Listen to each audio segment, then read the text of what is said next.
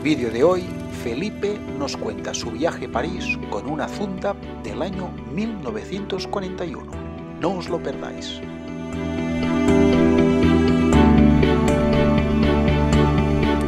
Hola Felipe, buenos días.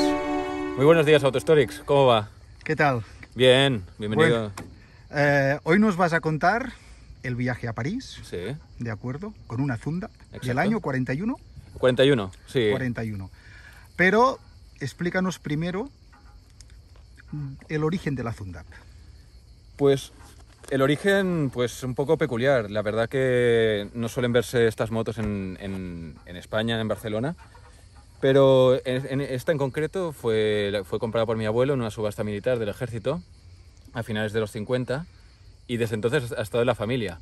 Mi padre la restauró a principios de los 80 y bueno, ya en los últimos 5 o 6 años hemos estado rematando todo lo que le faltaba a mi padre por hacer y la verdad que bueno, pudimos celebrar su 80 aniversario yendo a París y a Normandía este verano y la verdad que salió genial, todo perfecto. O sea, que el objetivo era celebrar el 80 aniversario de la moto. Sí. Pues mejor sitio imposible, ¿no? Sí, no, por supuesto, era el sitio ideal. La verdad que, ostras, pensamos en llevar la moto en tren desde Toulouse a París, hacer algún invento, pero entre que salía muy caro, entre que se tenía que mover un montón de cosas, era muy complicado, era mucho más fácil coger la carretera y estar 3 días en marcha hasta llegar a París que no coger otros medios. La verdad que era una experiencia única.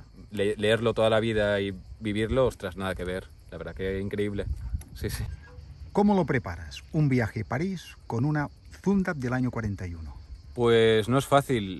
Ya te digo, como he comentado antes, han sido unos 5 o 6 años de preparación de la moto para asegurarnos que estuviera a punto, que no tuviéramos ningún problema en marcha y pudiéramos llegar. Básicamente, recambio básico, tener toda la instalación eléctrica hecha, el grupo eléctrico revisado y más que revisado, neumáticos nuevos, cámaras nuevas y la rueda de recambio, tenerla también con aire hasta arriba por si acaso, ¿no? Por lo que podía pasar.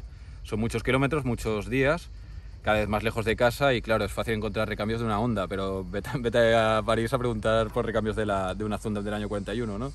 La verdad es complicado. Tú que ya llevas unos cuantos viajes con Sí, motos clásicas, sí. Recordamos tu entrevista con la Impala y otros viajes que has hecho, Sí. diferencias entre una moto normal, una moto clásica de los años 60-80 o conducir un sidecar. Pues la diferencia más notable entre llevar una moto de los 60 como una Impala y una de sidecar es la maniobra, ¿no? Todo lo que supone llevar un vehículo aquí pegado aquí al lado y la complicación que tiene en curvas y lo pesada que es. La comodidad, que puedes llevar todo el equipaje aquí al lado prácticamente. Puedes llevar el saco de dormir, las herramientas, el recambio y no tienes que cargarle a la espalda, ¿no? Como en otros viajes. La moto íbamos a una velocidad de 80, o sea que más o menos con la Impala también iba a esas velocidades en mis viajes. Así que bueno, la única diferencia que puedo decir es el tema del movimiento, el desplazamiento con esta moto. La verdad es que llegué después de 3.800 kilómetros, llegué con toda la espalda hecha un cuadro, pero bueno, pero bien. La verdad es que un par de días de descanso y ya listo para otro viaje prácticamente. Sí, sí.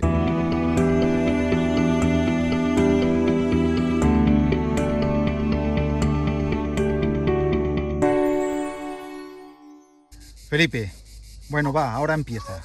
Me levanto de Sitges y me voy a París. Exacto. Explícanos un poquito el viaje. Pues como decía, fueron unos 3.800 kilómetros en 8 días.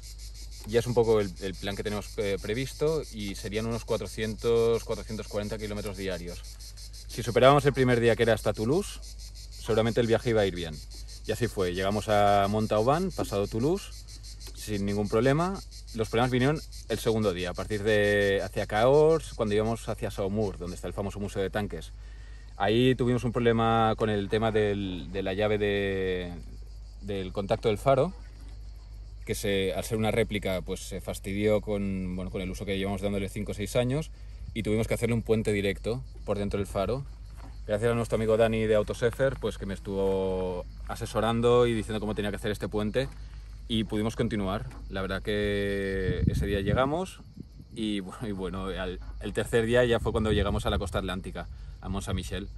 Y bueno, en el Mont Saint-Michel tuvimos problemas con los cableados de la batería y la batería Claro, es una moto, pensar que es una moto que apenas hace 40 kilómetros el fin de semana para dar unas vueltas por aquí, pero en el momento que le metes 440 kilómetros diarios, pues van saliendo cositas, ¿no? A pesar de tenerlo todo revisado y demás, pues siempre te quedas corto, ¿no?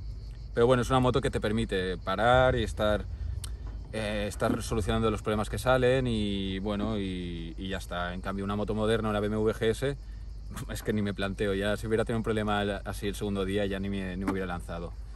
Recorrimos el Mont Saint-Michel, subimos a las costas de Normandía desde Caen y ahí visitamos Saint-Mère-Église, Omaha Beach, Juno Beach, Colleville-sur-Mer, todas las baterías antiaéreas y espectacular. A la gente la verdad que alucinaba, ¿no? Cuando te veía aparecer con una moto de museo que seguramente han visto en los libros, te ven aparecer por ahí y ostras, eres el centro de atención, ¿no? Y yo creía por un lado que iba a estar mal visto en Francia ir con una moto alemana, pero quizás en los pueblos pequeños, ¿no? En los pueblos pequeños sí que te podía mirar mal, pero cuando ibas a una localización de la Segunda Guerra Mundial, ostras, venían como moscas, era increíble.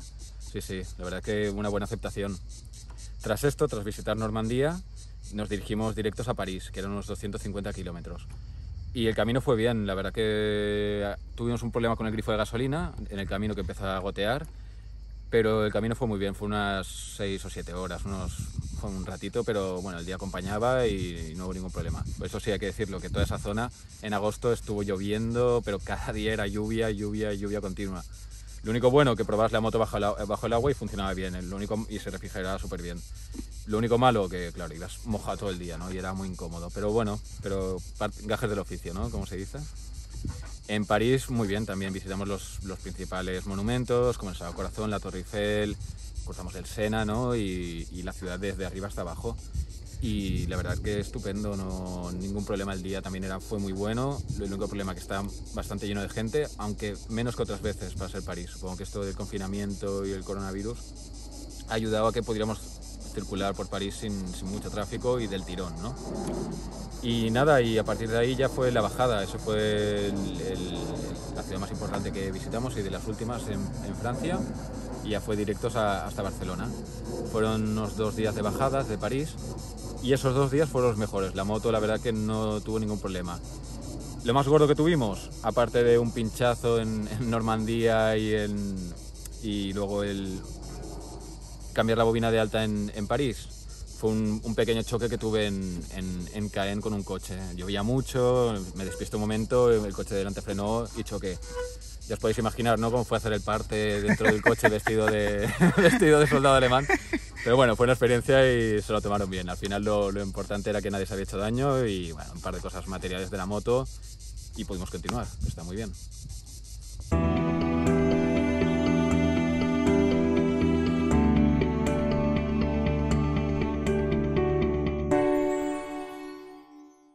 Felipe, como decía antes, tú tienes experiencia en motos clásicas de hacer viajes. ¿Qué es necesario?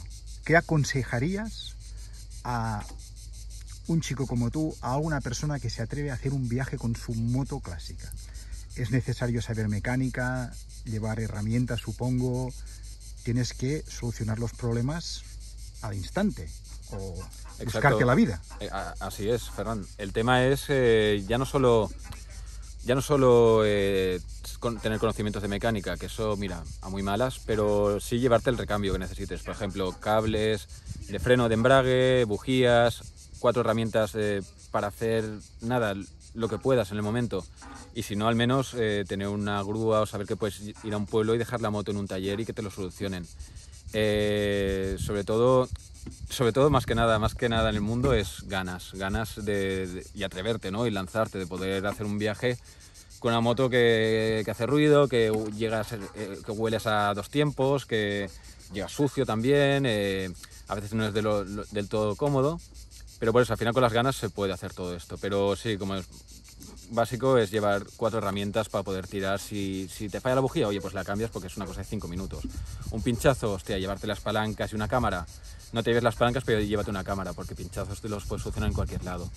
Y bueno, un poco más, la verdad, planear bien la ruta, Ahora con Google Maps, que es muy cómodo todo esto, ver bien el camino que vas a hacer, qué te vas a encontrar, si hay gasolineras, si no las hay, si hay un camping o no lo hay, y ya te planeas un poco una ruta de decir, bueno, no voy a morir en el intento, ¿no? Sino que voy a llegar y va a salir todo bien.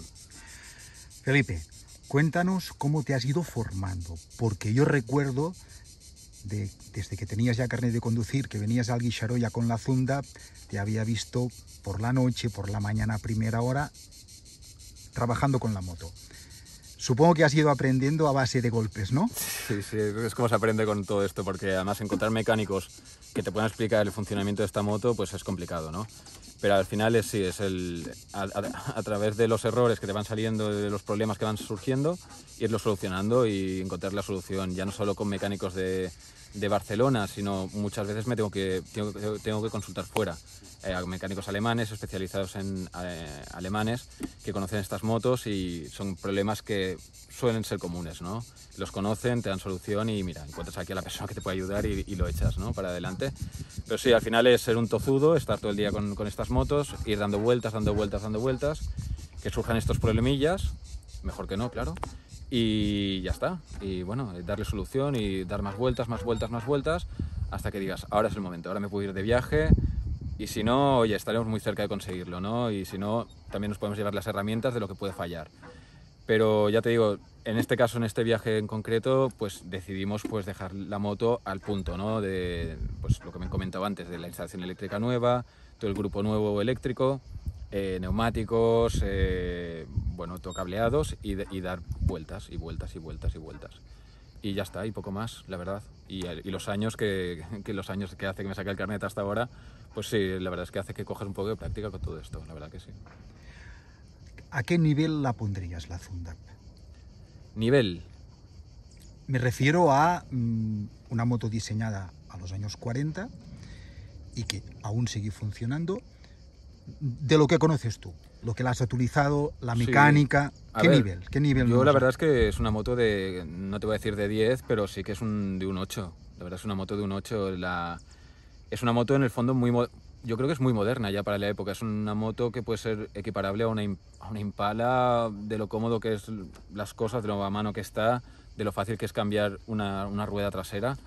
La mecánica es muy simple, está toda a mano, pues limpiar el carburador, pues apretar, reajustar las válvulas, todo lo puedes hacer, es que no es complicado. Lo único sí que te hace falta a lo mejor otra persona para levantar la moto o para según qué cosas, porque es muy pesada, es una moto de unos 200 y pico kilos, ¿no? Además con el sidecar pues aún más difícil, ¿no? Todo. Pero la verdad es que todo lo que hemos ido solucionando lo hemos podido aprender poco a poco con el tiempo, la práctica. Y yo ya te digo, yo pondría un 8, la verdad es que es una moto muy moderna. Bueno, ya podéis ver cuántas BMWs GS siguen circulando, ¿no? Zunda dejó de existir en los 80, pero BMW sigue existiendo y con el mismo motor tipo boxer, ¿no? Lo único que esto es un poco más rudimentario, tiene un solo carburador, no va con inyección, pero comparando con una Impala, que es lo que yo he hecho de viajes y tal, es muy parecido, pero una 4 tiempos, ¿no? Y no, la verdad es que es una moto estupenda. Lo raro es que no siga existiendo motos así. Y ahora ya para ir acabando, de Normandía a París, ¿qué te pasaba por la cabeza? ¿Qué sensaciones tenías? Pues la verdad que, a ver, siendo realista, un poco de cansancio ya. La verdad que, ostras, 8 días a 80 por hora con una moto así, ostras, la verdad que cansa, ¿no? Lo que sí que pensaba satisfacción, veía que cada día pues la moto iba bien, tenía algún problema que podíamos ir solucionando, pero la moto iba bien, entonces decía que iba a llegar seguro, no solo era cuestión de tiempo. El tema pues lo que también pensaba es, ostras, pues ver en color, ¿no? Todo esto que he visto en documentales de blanco y negro de la Segunda Guerra Mundial, en libros, y ostras, es llevar a la vida real la historia, ¿no? Vivir la historia. Y esto para mí es lo mejor, la verdad, sí, que sí. Poder ver a color todo y sentir lo que podían sentir los soldados, ¿no? en esa época, o ver las fotos de los soldados dormidos encima de la moto y no entenderlo, decir qué incómodo, pero cuando haces un viaje de 3.800 kilómetros te das cuenta que te quedas dormido en cualquier lado en esta moto. Y me pasó alguna vez que estaba realmente cansado, entre el sol, los kilómetros, era duro el tema, pero bueno. Pero al final te mojas un poco la cara, piensas un par de cosas y ya está, y te animas y continúas. Sí, sí. Pues mira, como comentaba, uno de los problemas más importantes que nos encontramos el segundo día de viaje fue el contacto del faro, que se estropeó. Dejamos de tener corriente en la moto, se nos paró y tuvimos que hacer un puente por dentro del faro con los cables de la batería y principales. Después aquí un detalle de cómo quedó el guardabarros después de chocar contra el coche. Ya ves que casi apenas se ha hecho nada, ¿no? Son motos realmente robustas. ¿Y el coche quedó afectado? Sí, que quedó peor quedó peor que la moto, sí. Los plásticos, ¿eh? Sí, no, los plásticos y la señora se quedó alucinada. Sí. Luego, como comentaba, también tuvimos problemas con el grifo de gasolina, nos empezó a chorrear mucha gasolina que nos manchaba toda la zona de la batería. Luego estos cables, también con la caída de gasolina y la vibración y todo, pues se fueron soltando, se fueron rompiendo. Y esto, claro, no lo vemos en el momento, pero la moto se nos paraba, pensar qué puede ser y al final darle solución, ¿no? encontrar el problema. Luego también tuvimos un pinchazo el tercer día de viaje y estuvimos circulando con este neumático todo el viaje al final. Aquello no encontramos un taller que me cambiaran el neumático de la moto, bueno, que me arreglaran el neumático, porque llevamos cámaras y todo, y al final circulamos con este de tacos todo el viaje. Ya veis cómo se ha podido quedar, ¿no? Se ha quedado muy comido. Sí. Está agrietado por el lado, aparte que es un neumático que tiene 30 años, ¿no? Ya. Pero la verdad es que fue genial. Y poco más, no tuvimos muchos más problemas. Se repetían a menudo los problemas en esta moto, ¿no? Felipe, cuéntanos ya detalles ahora ya para ir terminando, detalles de la moto originales de su época. Pues mira, la verdad cuando mi abuelo la compró en la subasta estaba bastante completa la moto, lo que sí que hemos ido consiguiendo cosas en los últimos años, pero una cosa muy importante que tiene es el cuentakilómetros original de época. Sí. Estos hay poquitos. La maleta de cuero, que también es característica de estas motos, ¿no? Sí. También muy rara de encontrar. Después los asientos de elástico original. Ya puedes ver hasta incluso la forma del soldado, ¿no? Aquí. Sí. Estos llevan historia, ¿eh? Sí, hombre, unas batallas seguro. Las maletas, originalmente la Zundap, este modelo debe llevar de cuero aquí detrás también.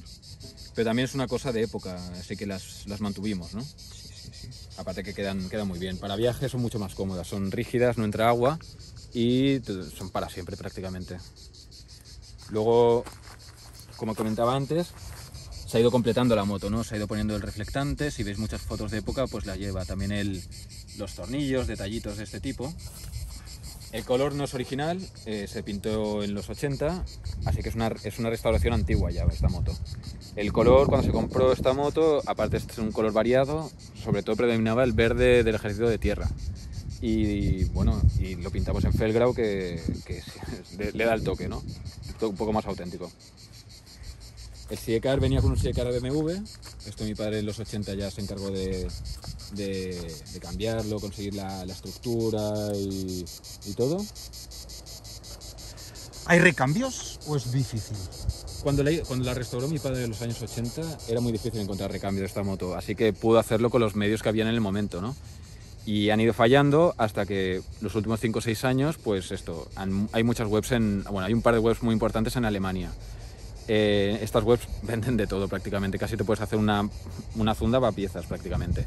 Y la verdad es que ha sido muy cómodo tener a alguien así, con conocimientos, expertos en lo que te venden, para poder completar la moto, poder continuar y poderle seguir dando uso, ¿no? ¿Cuál es tu próximo proyecto? Pues mira, aunque parezca mentira, no he acabado harto de estos vehículos y mi próximo proyecto es una Bultaco Chopper, una Lobito 74, una réplica que tuvo mi padre en el año 72 y una transformación de época, genuina. ¿Y el próximo viaje? Uy, el próximo viaje, pues si nos dejan, me gustaría mucho ir a Estambul, a Turquía, me encantaría. ¿Con la Impala? En principio con la Impala, sí, pues la Zundap es una pieza de colección al final, es una pieza de museo, ¿no? Pero la Impala, que es más ágil, la conozco y tengo las herramientas y todo, pues sí, sería con la Impala seguramente, sí. Ahora cuando nos dejen, lo primero que haré es largarme, coger de carretera y hasta Italia, Grecia y ya Estambul. Pues venga, Felipe, estamos en contacto. Muchas gracias por tu tiempo. Gracias a ti, como siempre.